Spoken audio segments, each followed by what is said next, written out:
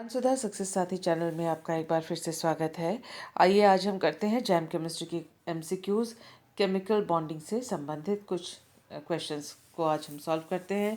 इससे पहले कि हम अपना पहला क्वेश्चन करें, याद कर लेते हैं कि केमिकल बॉन्ड की जो प्रबलता होती है वह उस बंध को तोड़ने के लिए जितनी ऊर्जा चाहिए, जितनी एनर्जी चाहिए, उसके समानुपाती या डायरेक्टली प्रोपोर्शनल होती है।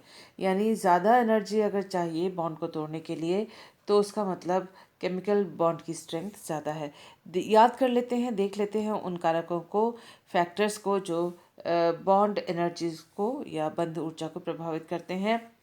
इलेक्ट्रॉन एफिनिटी है, एटम जितनी प्रबलता से इलेक्ट्रॉन्स को अपनी ओर आकर्षित करते हैं, बंध ऊर्जा उतनी ज़्यादा होती है और बंध की प्रबलता उतनी ज़्यादा होगी, स्ट्रेंथ उतनी ज़्यादा होगी। Size of the atom inversely proportional to atomic radii of the atoms participating in the bond. उसका मतलब ये है कि जो केमिकल बॉन्ड की जो प्रबलता है या बंध ऊर्जा है वो साइज एटॉमिक रेडियाई के inversely proportional to the size होता है बॉन्ड एनर्जी। यानी साइज अगर बड़ा हो तो बॉन्ड एनर्जी कम होगी और साइज अगर छोटा हो तो बॉन्ड एनर्जी ज़्यादा होगी। डिफरेंस इन इलेक्ट्रोनेगेटिविटीज़, विद्युत ऋणता में अंतर। जो एटम्स आपस में एक दूसरे के साथ बॉन्ड बना रहे हैं उनके विद्युत ऋणता में अगर अंतर ज़्यादा है तो बॉन्ड एनर्जी ज़्यादा होगी, क्योंकि उसमें आयनिक कैरेक्टर ज़्यादा होगा। और हमें मालूम है जो आयनिक बॉन्ड्स होते हैं उनकी बंध ऊर्जा ज़्यादा होती है। नेक्स्ट है बॉन्ड ऑर्डर। बॉन्ड ऑर्डर यानी कि वो सिंगल बॉन्ड है कि डबल बॉन्ड है कि ट्रिपल बॉन्ड है। हमें ये मालूम है कि अगर सिंगल बॉन्ड है तो उसकी ऊर्जा होगी कम और ट्रिपल बॉन्ड की ज़्यादा होगी। तो यानी बंध का जो ऑर्डर है, बॉन्ड ऑर्डर जितना अधिक ज़्यादा होगा उतनी ही अधिक बॉन्ड एनर्जी होगी। तो मल्टीपल बॉन्ड्स के लिए जो एक से अधिक बॉन्ड, डबल बॉन्ड या ट्रिपल बॉन्ड है, ट्रिपल अगर इन तीनों को कंपेयर किया जाए ट्रिपल बॉन्ड की एनर्जी सबसे ज़्यादा होगी। दूसरे फैक्टर्स जो हैं वो हमारी स्क्रीन पे हैं। बॉन्ड लेंथ, बंध की लंबाई जितनी ज़्यादा होगी तो बॉन्ड एनर्जी उतनी ही कम होगी। Hybridisation of the bonded atoms, hybridisation या कौन सा संकरित एटम है। जैसे अगर sp3 है, sp2 है और sp हाइब्रिडाइज्ड ऑर्बिटल्स की हम बात करें जो बंध में पार्टिसिपेट कर रहे हैं, sp3 में s प्रतिशत सबसे कम है और sp में 50% है s प्रतिशत। और हमें मालूम है कि नाभिक के सबसे पास s ऑर्बिटल होता है और दूर जो है वो p ऑर्बिटल होता है। तो s प्रतिशत जितना अधिक होगा बंध की ऊर्जा, बॉन्ड एनर्जी उतनी ज़्यादा होगी, क्योंकि वो इलेक्ट्रॉन्स नाभिक के द्वारा उतनी प्रबलता के साथ बंधे हुए होंगे, बॉन्डेड होंगे। Presence of non bonding electrons, अबंधित इलेक्ट्रॉन युग्म जैसे कि नाइट्रोजन या हाइड्रोजन या ऑक्सीजन के ऊपर अबंधित इलेक्ट्रॉन युग्म होते हैं। तो कुछ एटम्स के ऊपर अबंधित इलेक्ट्रॉन युग्म है। ये अबंधित इलेक्ट्रॉन युग्म जो हैं वो से फॉर एग्जांपल नाइट्रोजन के ऊपर लोन पेयर ऑफ इलेक्ट्रॉन्स और यहाँ हाइड्रोजन हाइड्रोजन हाइड्रोजन के साथ NH बॉन्ड्स हैं। इन ये बॉन्ड भी इलेक्ट्रॉन्स से बने हुए होते हैं। तो ये जो लोन पेयर या अबंधित इलेक्ट्रॉन युग्म है, ये बॉन्ड पेयर या बंधित इलेक्ट्रॉन युग्म के साथ इनका प्रतिकर्षण होता है। और ऐसे में ये प्रतिकर्षण ज़्यादा इसलिए होगा क्योंकि ये जो लोन पेयर है वह केवल एक एटम के ऊपर है, जबकि बॉन्ड पेयर जो है दो एटम के बीच में है। तो ये ज़्यादा प्रतिकर्षण करता है और जिससे जो बंध ऊर्जा है वो घट जाती है। बॉन्ड एंगल की बात करें, बॉन्ड एंगल बंध कोण की बात करें, smaller the bond angle greater the electron repulsion and smaller is the bond energy. यानी बंध कोण जितना कम होगा, बंध अपने पास होंगे, वो एक दूसरे से उतने ज़्यादा प्रतिकर्षित होंगे और बॉन्ड एनर्जी उतनी ज़्यादा घटेगी। अगर एटम्स ए बी एंड ए, अगर इस तरह का कोई मॉलिक्यूल है, ये बंध कोण है जो 180 डिग्री का, ये मैक्सिमम बंध कोण हो सकता है। तो इसमें ये जो बंध के इलेक्ट्रॉन से कम एक दूसरे से प्रतिकर्षित होंगे और ऐसे में बॉन्ड एनर्जी जो है वो हाई होगी, उच्च बंध ऊर्जा होगी। रेजोनेंस भी एक और कारक है।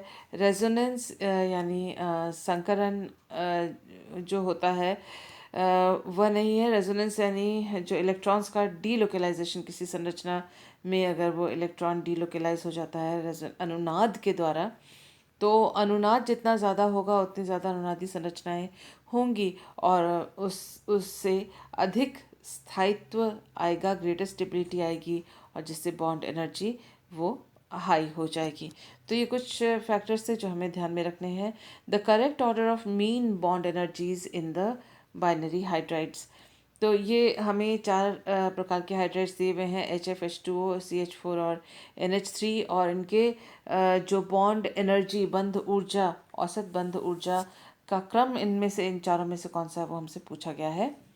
चार चॉइस हमको दी गई हैं। अगर हम देखें तो सबसे पहले हम HF को देखते हैं कि HF में जो फ्लोरो है वो सबसे ज़्यादा इलेक्ट्रोनेगेटिव है और बंध की संख्या इसमें केवल एक है, बाकी में एक से ज़्यादा बंध की संख्या है। तो और साइज़ अगर देखें तो फ्लोरो की साइज़, क्योंकि हाइड्रोजन के कंपाउंड से सारे, तो इसमें जो फ्लोराइड का साइज़ है जो सबसे छोटा है, उसके कंपैरिजन में ऑक्सीजन, कार्बन और नाइट्रोजन का साइज़ बड़ा है। तो अगर हम इसको स्टडी करते हैं तो हम ये पाएंगे कि हम ये समझ सकेंगे, जो कारक बंध ऊर्जा को प्रभावित करते हैं उसे जान पाएंगे कि HF की बंध ऊर्जा सबसे ज़्यादा इन चारों में हाई, सबसे ज़्यादा ऊंची, अधिक होनी चाहिए, क्योंकि इसके इलेक्ट्रोनेगेटिविटी जो है, विद्युत ऋणता सबसे हाई है, साइज सबसे छोटा है, बंध एंगल 180 डिग्री का है H और F के बीच में। तो बंध एंगल सबसे ज़्यादा, बॉन्ड एंगल सबसे ज़्यादा है। तो ये जो ऑप्शन A और B है वो कैंसिल आउट हो गए, इन दोनों में से कोई एक आंसर है। हमें ये भी मालूम है कि जो नाइट्रोजन है उसके ऊपर लोन पेयर ऑफ इलेक्ट्रॉन्स हैं, जबकि कार्बन के ऊपर लोन पेयर ऑफ इलेक्ट्रॉन नहीं है। और जबकि कार्बन के ऊपर जो है वो चार बॉन्ड्स हैं, लेकिन इन जो बॉन्ड के जो इलेक्ट्रॉन्स हैं उतने ज़्यादा रिपल नहीं करेंगे जितने कि नाइट्रोजन के जो लोन पेयर है वो हाइड्रोजन के साथ उनका प्रतिकर्षण या रिपल्शन होता है।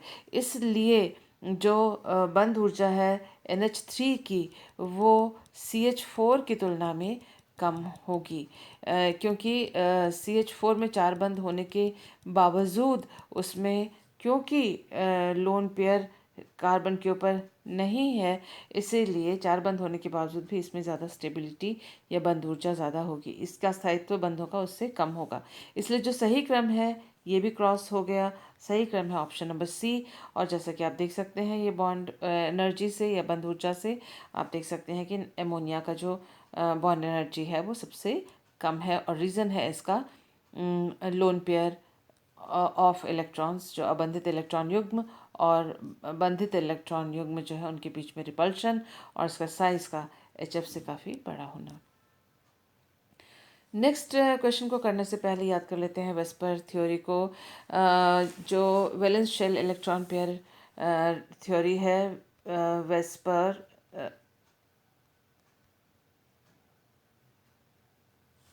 तो वेस्पर थ्योरी में जो है हमें मालूम है कि जो shape of the molecule, molecule का जो शेप है वह डिपेंड करता है कितने वैलेंस शेल इलेक्ट्रॉन पेयर हैं सेंट्रल एटम की ओर, यानी जो भी एटम है बीच में, जिस केंद्रीय एटम, उसके आसपास लोन पेयर ऑफ इलेक्ट्रॉन्स हैं या बंध के बॉन्ड पेयर कितने हैं, बॉन्ड पेयर बंधित इलेक्ट्रॉन युग्म कितने हैं, अबंधित इलेक्ट्रॉन युग्म कितनी है, सारी बातें, ये सारी जो बातें हैं इलेक्ट्रॉन्स की संख्या वो तय करती है कि मॉलिक्यूल का शेप कैसा होगा।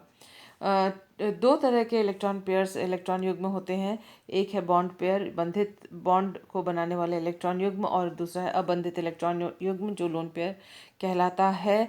और जो लोन पेयर होता है वो ज़्यादा स्पेस घेरता है, क्योंकि वो केवल एक ही एटम के ऊपर वो लोन पेयर होता है, जबकि बॉन्ड पेयर दो एटम्स के बीच में होता है, इसलिए ये उतना स्पेस नहीं घेरता। और इसके अलावा ये जो लोन पेयर होता है वो बंधों में इन्वॉल्व नहीं होता है। और हमें मालूम है कि जो इलेक्ट्रॉन्स हैं उनका चार्ज क्योंकि एक जैसा होता है इसलिए वो एक दूसरे को रिपल करते हैं। और जो लोन पेयर का रिपल्शन है वो सबसे ज़्यादा है, एक दूसरे को प्रतिकर्षित करते हैं। और बॉन्ड पेयर के बीच में रिपल्शन उससे कम है। तो ये क्रम है जो प्रतिकर्षण का इलेक्ट्रॉन्स के कौन कौन से लोन पेयर अबंधित इलेक्ट्रॉन युग्म का प्रतिकर्षण सबसे ज़्यादा होगा। और बॉन्ड पेयर का सबसे कम होगा। और उन दोनों के बीच है लोन पेयर और बॉन्ड पेयर का रिपल्शन। और इसी से डिसाइड होगा कि बंध कोण क्या बनेगा ताकि स्थायित्व मॉलिक्यूल को मिल सके। Lone pair of electrons are localised on the central atom. केंद्रीय एटम के ऊपर लोन पेयर होता है और वो केवल एक ही न्यूक्लियस के साथ इंटरैक्ट करता है, जबकि बॉन्ड पेयर जो है दो एटम्स के बीच में और दो न्यूक्लियस के बीच में होता है। इसलिए जो बॉन्ड पेयर होता है वो लोन पेयर की तुलना में अधिक स्थायित्व देता है। और रिपल्शन जो होता है, प्रतिकर्षण जो होता है, वो लोन पेयर का अधिक होता है बॉन्ड पेयर्स की तुलना में। याद कर लेते हैं कि जो XeF4 है उसका स्क्वायर प्लानर शेप होता है क्योंकि इसमें लोन पेयर दो हैं, ये AB4L2 या फिर कई बार AB4X2 के नाम से भी इसको जाना जाता है या प्रदर्शित किया जाता है। यहाँ L यानी लोन पेयर, ये दो लोन पेयर हैं जो 180 डिग्री 180 डिग्री ऑपोजिट एक दूसरे के होते हैं। और चार इसके अंदर बॉन्ड पेयर हैं, बंधित इलेक्ट्रॉन युग्म है। और ये अबंधित इलेक्ट्रॉन युग्म दो हैं। तो इसका जो शेप सबसे ज़्यादा स्टेबल होगा ये वो स्क्वायर प्लानर होगा और उसका एक एग्जांपल है XeF4। हमसे पूछा गया है among the which of the following has a square planar geometry according to Vesper theory। तो हमने अभी देखा जो XeF4 है उसका स्क्वायर प्लानर ज्योमेट्री है। क्योंकि हम कॉम्पिटिटिव एग्ज़ाम्स की तैयारी कर रहे हैं इसीलिए एक नज़र मार लेते हैं बाकी जो मॉलिक्यूल्स हैं उनके शेप के ऊपर भी। ये XeF4 है, हम जानते हैं sp3d2 हाइब्रिडाइजेशन है। ये 180 डिग्री ऑपोजिट एक दूसरे के लोन पेयर्स हैं और ये इसका स्क्वायर प्लानर शेप है। ये XeO2F2 है और जेनॉन जो है वो सेंट्रल एटम इसके अंदर है। और यहाँ पर सिग्मा बॉन्ड्स दो हैं और दो पाई बॉन्ड्स भी हैं, लेकिन सिग्मा इसमें 4 बॉन्ड हैं। और ये देखिए लोन पेयर यहाँ पर है। और ये जो ज्योमेट्री है वो सीसॉ ज्योमेट्री है, जैसा कि सीसॉ ज्योमेट्री SF4 का भी है। और इसमें भी sp3d जो हाइब्रिडाइजेशन है और ये लोन पेयर है, ये इक्वेटोरियल बॉन्ड्स हैं और ये एक्सियल बॉन्ड्स हैं। और सीसॉ इसलिए कहा जाता है क्योंकि इक्वेटोरियल और एक्सियल आपस में चेंज होते जाते हैं। ये अगर लोन पेयर की जगह दूसरा एटम यहाँ पर कोई और एटम होता इस वक्त यहाँ पर XYZ कुछ भी आप लिख सकते हैं, तो ऐसे में ये ट्राइगोनल बाई पिरामिड वाला शेप होता, जो कि उस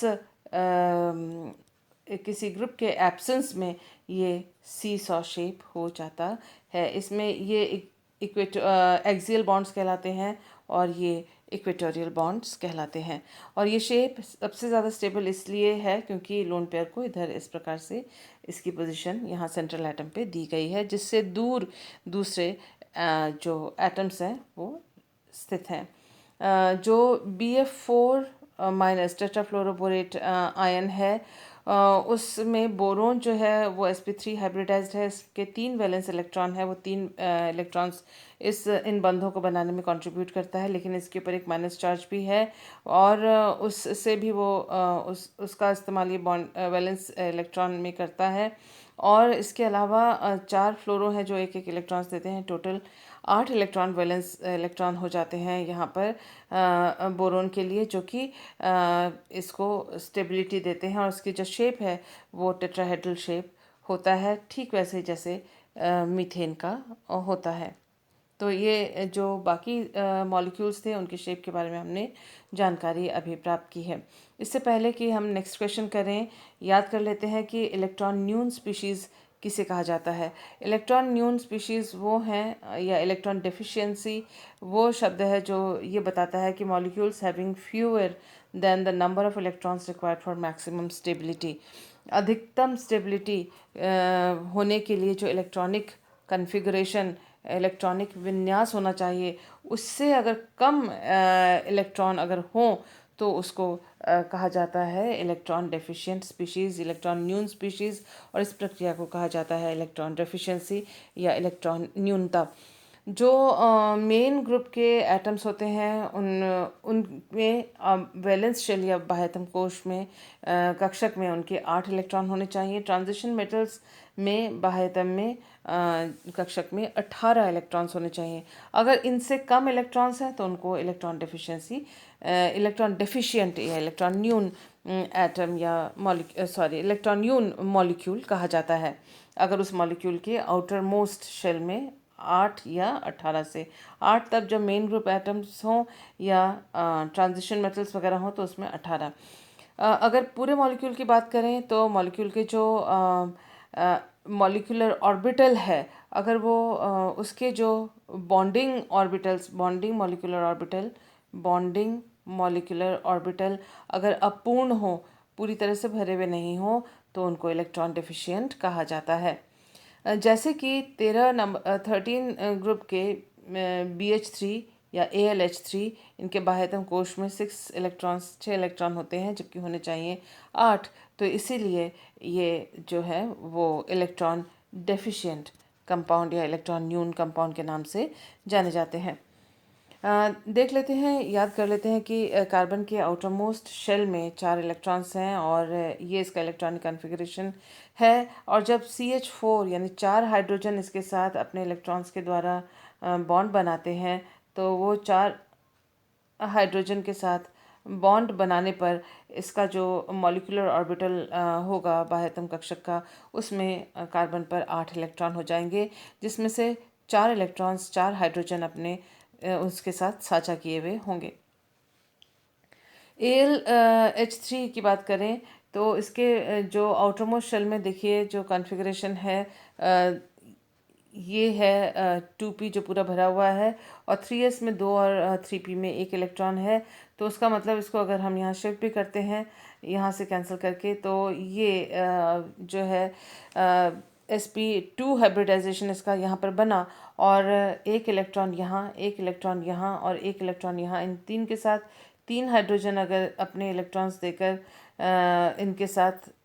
इनके साथ बॉन्डिंग करते भी हैं, तो ऐसे में भी एक कक्षक पूरी तरह से खाली रह जाता है। आउटर मोस्ट में सिर्फ 6 रहते हैं, यहाँ के 2 जो हैं वो प्रेजेंट नहीं है। तो इसलिए ALH3 जो है वो इलेक्ट्रॉन न्यून इलेक्ट्रॉन डेफिशिएंट मॉलिक्यूल के नाम से जाना जाएगा, क्योंकि बाह्यतम जो मॉलिक्यूलर ऑर्बिटल या कोश है वो कंप्लीट नहीं है।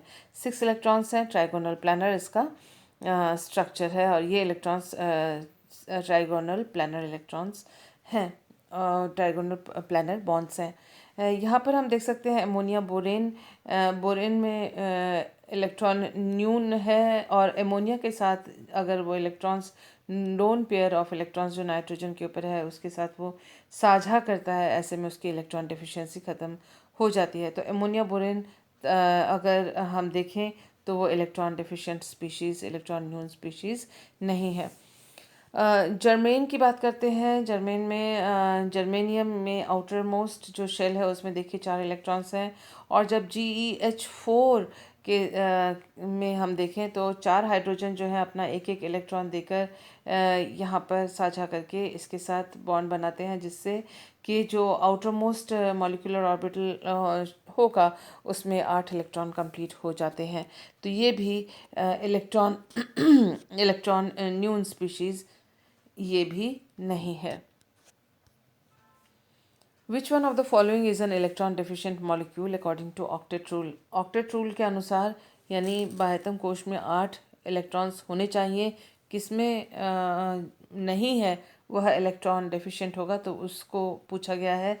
यहाँ पर भी आप देखिए BH3 में इसमें 6 इलेक्ट्रॉन्स हैं, 2 इलेक्ट्रॉन अमोनिया से मिल गए, तो इसमें बाह्यतम कोश में 8 हो गए, इसमें भी 8 हो गए जैसे कि हमने पहले देखा था, और इसमें भी 8 हैं बाह्यतम कोश में, क्योंकि इसके कार्बन के आउटर मोस्ट में 4 हैं, 4 इलेक्ट्रॉन्स हाइड्रोजन से मिले हैं, यहाँ पर भी 4 हैं और इससे 4 और मिले हैं। लेकिन एल्यूमिनियम में बाहर 3 थे और 3 हाइड्रोजन से इसको 3 मिले हैं, तो इसमें टोटल 6 हैं। ये इलेक्ट्रॉन न्यून है, वही हमसे पूछा गया है, तो option C is the correct answer.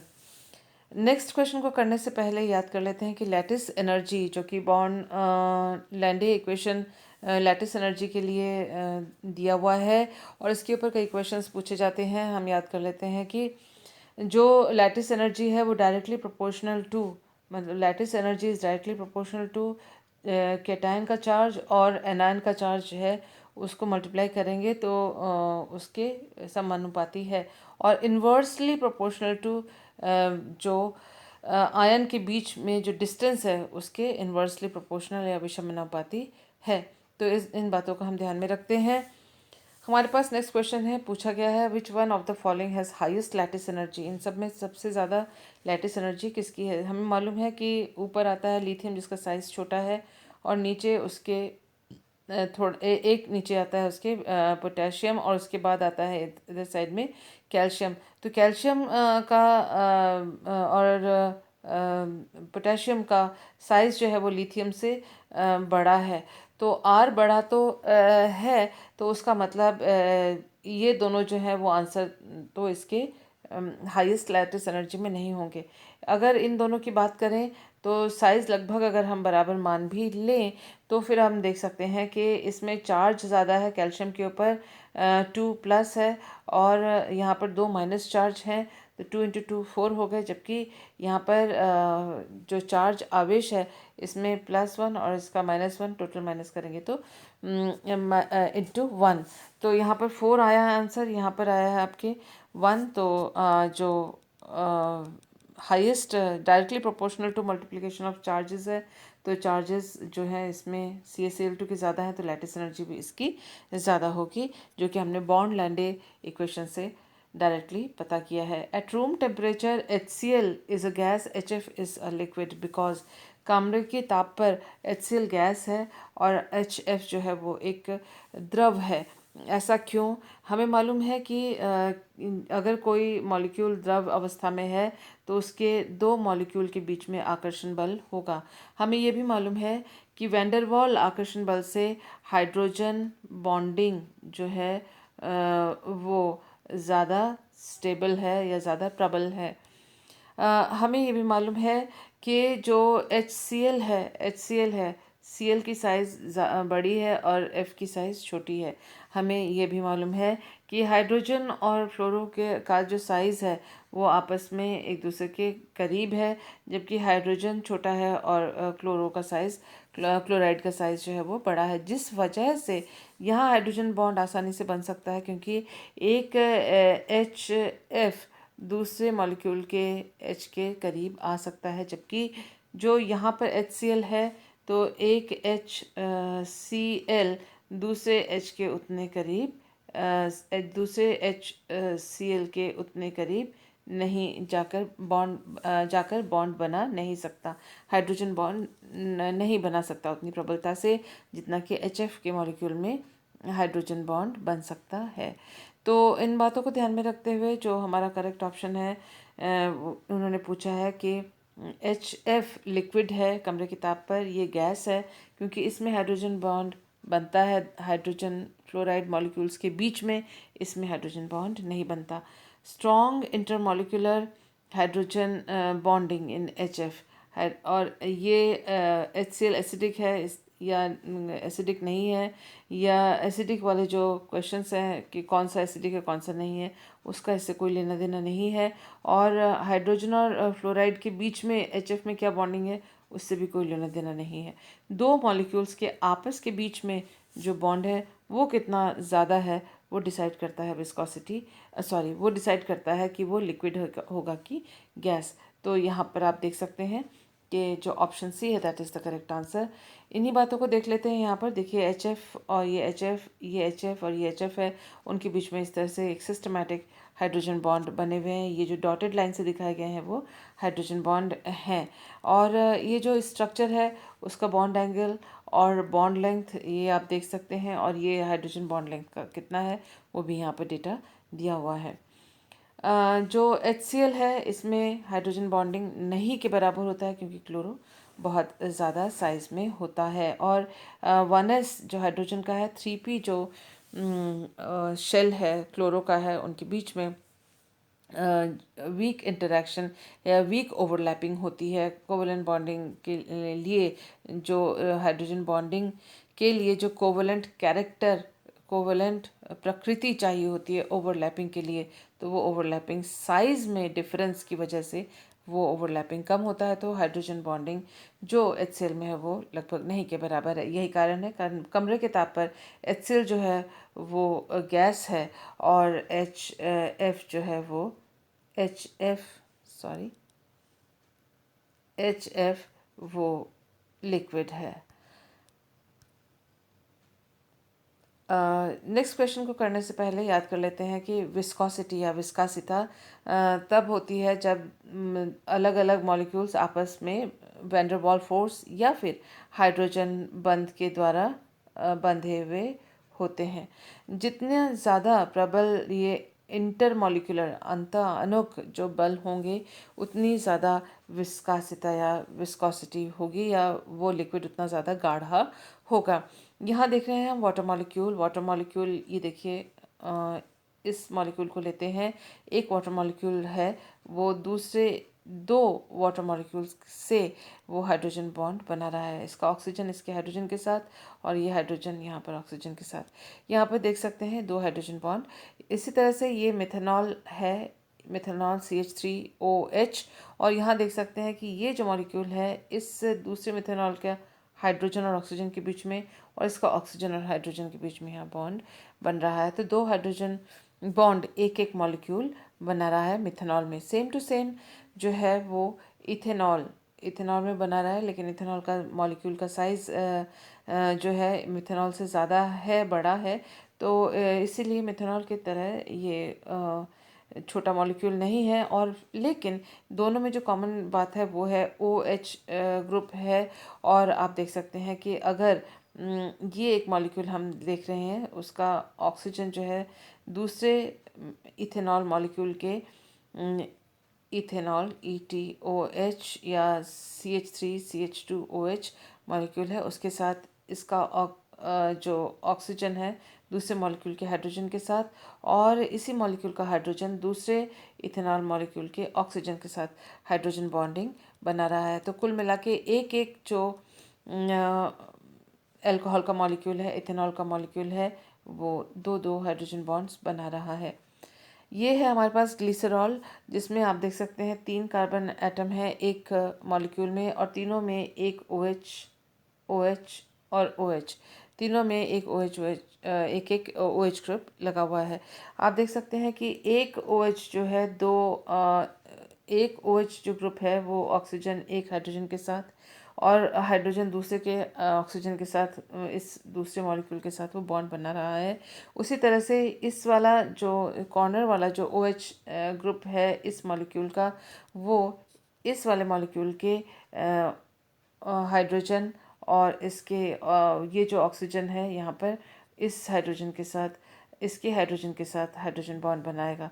ये जो OH ग्रुप है और यहाँ ये जो OH ग्रुप है, ये एक और ग्लिसरॉल मॉलिक्यूल के OH के साथ, और ये वाला किसी दूसरे ग्लिसरॉल मॉलिक्यूल के OH के साथ हाइड्रोजन बॉन्ड बनाएंगे। तो हम देख सकते हैं कि एक एक मॉलिक्यूल अगर ग्लिसरॉल का हम लेते हैं ये मॉलिक्यूल, तो ये OH दो, ये OH दो, और ये वाला OH दो हाइड्रोजन बॉन्ड बना सकता है। कुल मिला के इसमें एक एक मॉलिक्यूल जो है 6 हाइड्रोजन बॉन्डिंग बनाने में अपना योगदान देगा। तो उसका मतलब ग्लिसरॉल के जो मॉलिक्यूल्स हैं वो एक दूसरे के काफ़ी करीब होंगे, हाइड्रोजन बॉन्ड से ज़्यादा प्रबलता से बंधे हुए होंगे। उसके कंपैरिजन में, उसकी तुलना में इथेनॉल का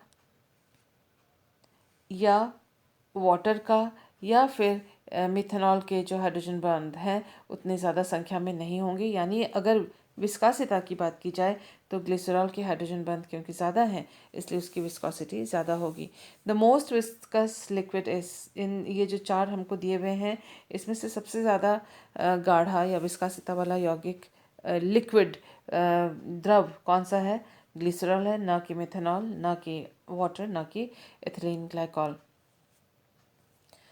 यहाँ जो इथिलीन ग्लाइकॉल है उसमें CH2OH और CH2OH, तो ये जो है ये OH दो हाइड्रोजन बॉन्ड और ये OH जो है दो हाइड्रोजन बॉन्ड बना सकता है, क्योंकि एक OH जो बॉन्ड है हाइड्रोजन किसी ऑक्सीजन के साथ और ऑक्सीजन दूसरे OH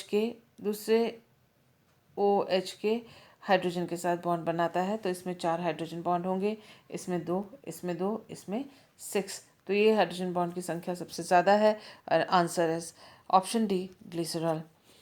the molecular shape of SOCl2 is, जो वेस्पर थ्योरी के हिसाब से जो इसका आप देख सकते हैं कि हाइब्रिडाइजेशन ये है, और इसका जो सॉरी इलेक्ट्रॉनिक कन्फिग्रेशन ये है और हाइब्रिडाइजेशन है sp3, और यहाँ पर एक लोन पेयर है इसके ऊपर, और बॉन्ड आप देख सकते हैं सिग्मा बॉन्ड 1, 2 और 3 इसके अंदर है, और ये जो शेप है वो वेस्पर थ्योरी के अनुसार ट्राइगोनल पिरामिडल है, क्योंकि ये जो टाइप है वेस्पर थ्योरी के अनुसार SOCl2 का जो टाइप है वो AX3E है।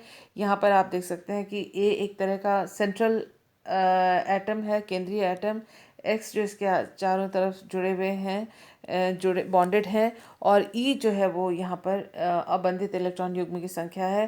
अबंधित इलेक्ट्रॉन युग्म की संख्या यहाँ पर 1 है, और ये 3 बॉन्ड्स बने हुए हैं, और ये इसका जो स्ट्रक्चर है दैट इज़ ट्राइगोनल पिरामिडल, जो कि हमने अभी यहाँ पर इसकी संरचना में देखा है। ये this is the structure of SOCl2, thionyl chloride. Thank you for being with me.